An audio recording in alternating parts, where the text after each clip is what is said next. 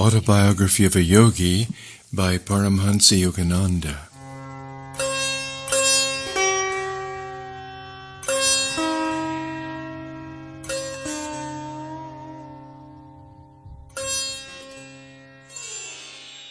Chapter 40. I returned to India. Gratefully I was inhaling the blessed air of India. Our boat, Rajputana, docked on August 22nd, 1935, in the huge harbour of Bombay. Even this, my first day off the ship, was a foretaste of the year ahead. 12 months of ceaseless activity. Friends had gathered at the dock with garlands and greetings. Soon, at our suite in the Taj Mahal Hotel, there was a stream of reporters and photographers. Bombay was a city new to me. I found it energetically modern, with many innovations from the West. Palms line the spacious boulevards. Magnificent state structures vie for interest with ancient temples. Very little time was given to sightseeing, however. I was impatient, eager to see my beloved Guru and other dear ones. Consigning the Ford to a baggage car, our party soon was speeding eastward by train toward Calcutta. Our arrival at Howrah station found such an immense crowd assembled to greet us that for a while we were unable to dismount from the train. The young Maharaj of Kashim Bazar and my brother Bishnu headed the reception committee. I was unprepared for the warmth and magnitude of our welcome. Preceded by a line of automobiles and motorcycles, and amidst the joyous sound of drums and conch shells, Miss Bletch, Mr. Wright, and myself, flower garlanded from head to foot, drove slowly to my father's house. My aged parent embraced me as one returning from the dead. Long we gazed on each other, speechless with joy. Brothers and sisters, uncles, aunts and cousins, students and friends of years long past, were grouped around me, not a dry eye among us. Passed now into the archives of memory, the scene of loving reunion vividly endures, unforgettable in my heart. As for my meeting with Sri Yukteswar, words fail me. Let the following description from my secretary suffice. Quote, Today, filled with the highest anticipations, I drove Yoganandaji from Calcutta to Serampore. Mr. Wright recorded this in his travel diary. We passed by quaint shops, one of them the favorite eating haunt of Yoganandaji during his college days, and finally entered a narrow, walled lane. A sudden left turn, and there before us towered the simple but inspiring two-story ashram, its Spanish-style balcony jutting from the upper floor. The pervasive impression was that of peaceful solitude. In grave humility, I walked behind Yoganandaji into the courtyard within the hermitage walls. Hearts beating fast, we proceeded up some old cement steps, trod no doubt by myriads of truth-seekers. The tension grew keener and keener as on we strode. Before us, near the head of the stairs, quietly appeared the Great One, Swami Sri Yukteswarji, standing in the noble pose of a sage. My heart heaved and swelled as I felt myself blessed by the privilege of being in his sublime presence. Tears blurred my eager sight when Yoganandaji dropped to his knees and with bowed head offered his soul's gratitude and greeting, touching with his hand his Guru's feet and then, in humble obeisance, his own head. He rose then and was embraced on both sides of the bosom by Sri Yukteswarji. No words passed at the beginning, but the most intense feeling was expressed in the mute phrases of the soul. How their eyes sparkled and were fired with the warmth of renewed soul union. A tender vibration surged through the quiet patio, and even the sun eluded the clouds to add a sudden blaze of glory. On bended knee before the Master, I gave my own unexpressed love and thanks, touching his feet calloused by time and service, and receiving his blessing. I stood then and faced two beautiful, deep eyes, smoldering with introspection, yet radiant with joy. We entered his sitting room, whose whole side opened to the outer balcony first seen from the street.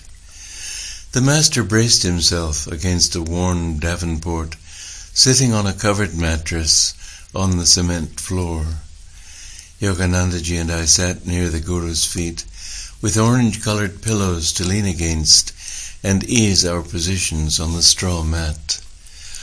I tried to penetrate the Bengali conversation between the two Swamijis, for English, I discovered, is null and void when they are together, although Swamiji Maharaj, as the great Guru is called by others, can, and often does, speak it. But I perceived the saintliness of the Great One through his heart-warming smile and twinkling eyes.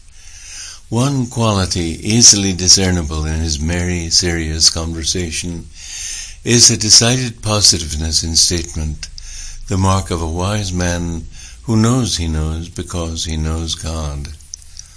His great wisdom, strength of purpose, and determination are apparent in every way.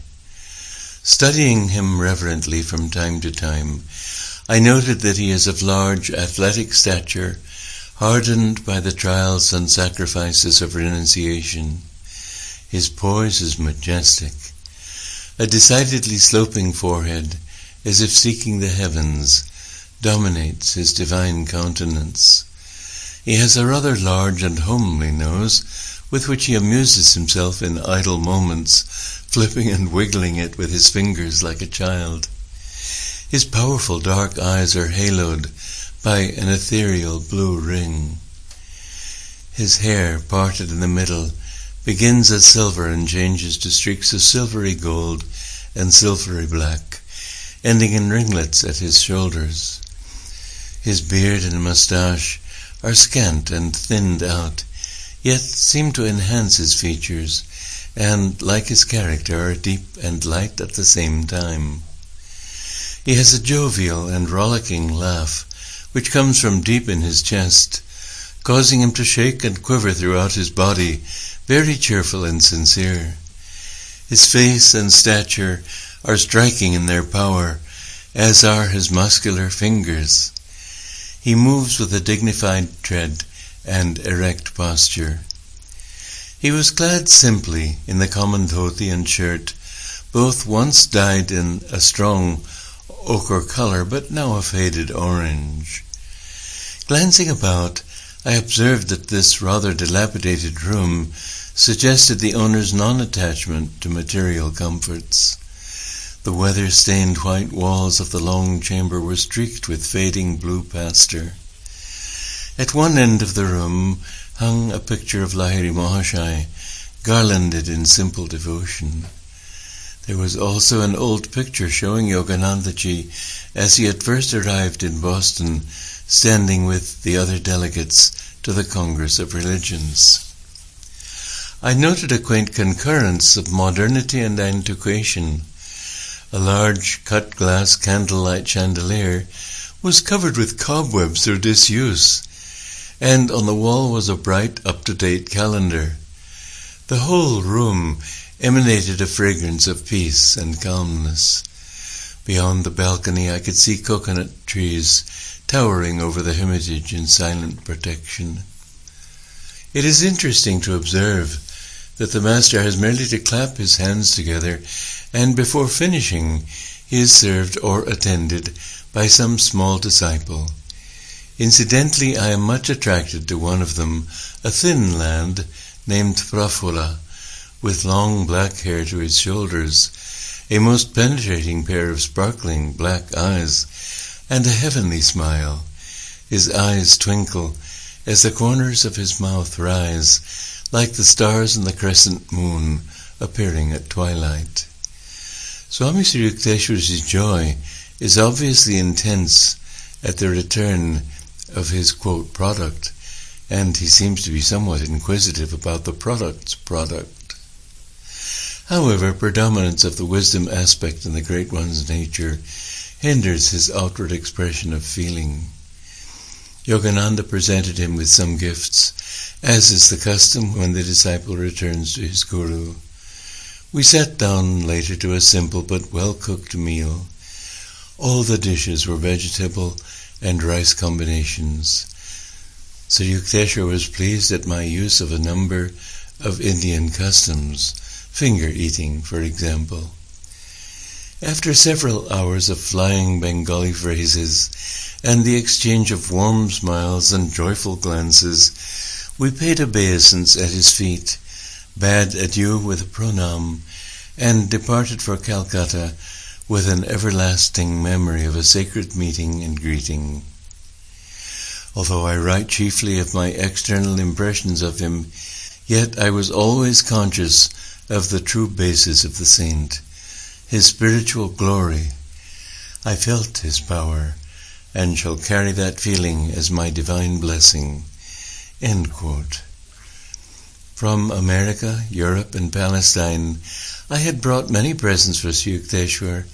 He received them smilingly, but without remark.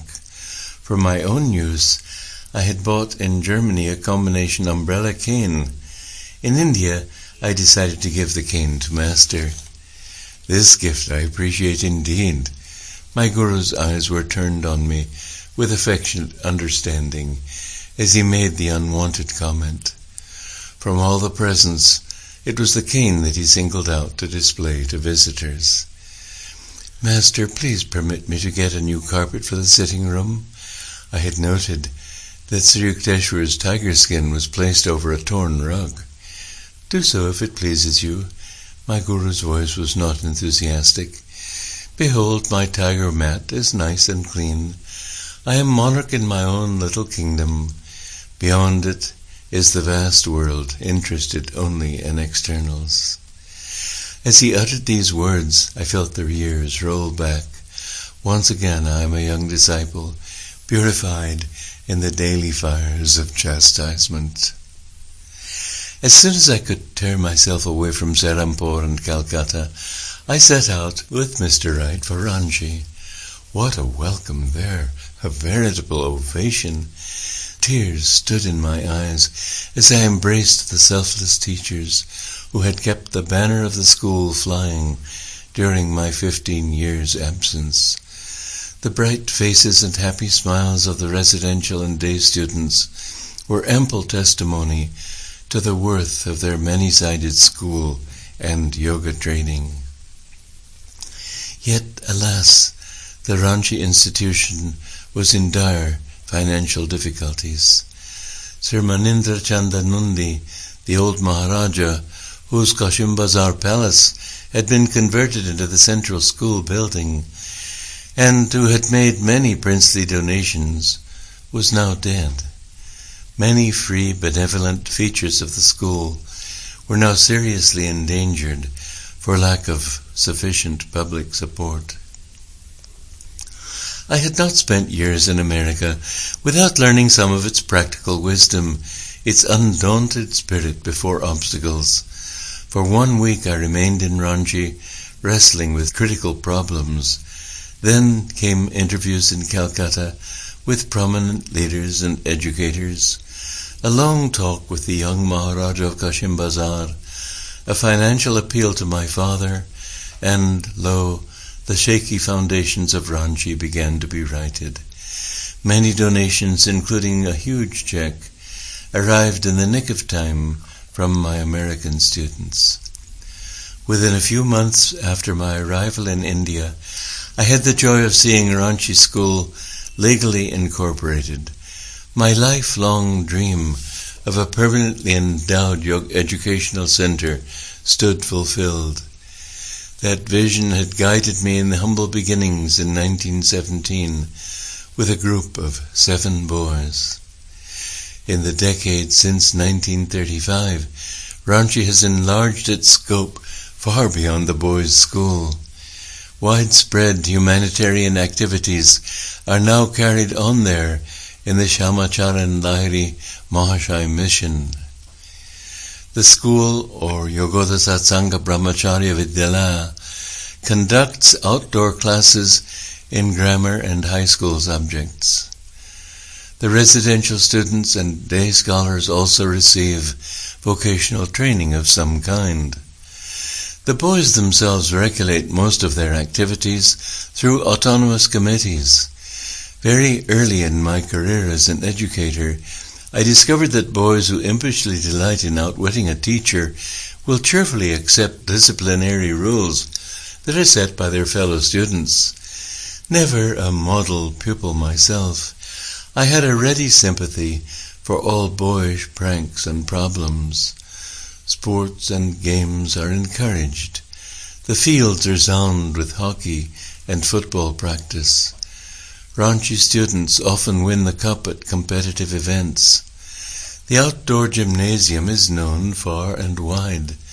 Muscle recharging through willpower is the Yogoda feature, mental direction of life energy to any part of the body. The boys are also taught asanas, postures, sword and lati stick play, and jiu-jitsu. The Yogoda health exhibitions at the Ranchi Vidyalaya have been attended by thousands. Instruction in primary subjects is given in Hindi to the Kols, Santals and Mandas, Aboriginal tribes of the province. Classes for girls only have been organized in nearby villages. The unique feature at Ranchi is the initiation into Kriya Yoga. The boys daily practice their spiritual exercises, engage in Gita chanting, and are taught by precept and example the virtues of simplicity, self-sacrifice, honor, and truth. Evil is pointed out to them as being that which produces misery, good as those actions which result in true happiness. Evil may be compared to poisoned honey, tempting but laden with death. Overcoming restlessness of body and mind by concentration techniques has achieved astonishing results. It is no novelty at Ranchi to see an appealing little figure, aged 9 or 10 years, sitting for an hour or more in unbroken pose, the unwinking gaze directed to the spiritual eye. Often the picture of these Ranchi students has returned to my mind, as I observed collegians over the world who are hardly able to sit through one class period. Ranchi lies 2,000 feet above sea level. The climate is mild and equable. The 25-acre site, by a large bathing pond, includes one of the finest orchards in India, 500 fruit trees, mango, guava, lychee, jackfruit, date. The boys grow their own vegetables and spin at their charkas. A guest house is hospitably opened for Western visitors. The Ranchi Library contains numerous magazines and about 1,000 volumes in English and Bengali, donations from the West and the East. There is a collection of the scriptures of the world. A well-classified museum displays archaeological, geological, and anthropological exhibits, trophies to a great extent of my wanderings over the Lord's varied earth. The charitable hospital and dispensary of the Lahiri Mahashaya mission, with many outdoor branches in distant villages, have already ministered to 150,000 of India's poor. The Ranchi students are trained in first aid and have given praiseworthy service for their province at tragic times of flood or famine. In the orchard stands a Shiva temple with a statue of the Blessed Master Lahiri Mahashaya. Daily prayers and scripture classes are held in the garden under the mango bowers. Branch high schools, with the residential and yoga features of Ranchi, have been opened and are now flourishing. These are the Yogoda Satsanga Vidyapit School for boys at Lakhanpur in Bihar, and the Yogoda Satsanga High School and Hermitage at Ejmalichak in Midnapur. A stately Yogoda Math was dedicated in 1939 at Dakshineshwar, directly on the Ganges. Only a few miles north of Calcutta, the new hermitage offers a haven of peace for city dwellers. Suitable accommodations are available for Western guests, and particularly for those seekers who are intensely dedicating their lives to spiritual realization. The activities of the Yoga Math include a fortnightly mailing of self-realization fellowship teachings to students in various parts of India. It is needless to say that all these educational and humanitarian activities have required the self-sacrificing service and devotion of many teachers and workers. I do not list their names here because they are so numerous, but in my heart each one has a lustrous niche. Inspired by the ideals of Lahiri Mahashai, these teachers have abandoned promising worldly goals to serve humbly and to give greatly. Mr. Wright formed many fast friendships with Ranchi boys. Clad in a simple dhoti, he lived for a while among them. At Ranchi, Calcutta, Serampore, everywhere he went, my secretary, who has a vivid gift of description, hauled out his travel diary to record his adventures. One evening I asked him a question. "Dick, what is your impression of India?" "Peace," he said thoughtfully. "The racial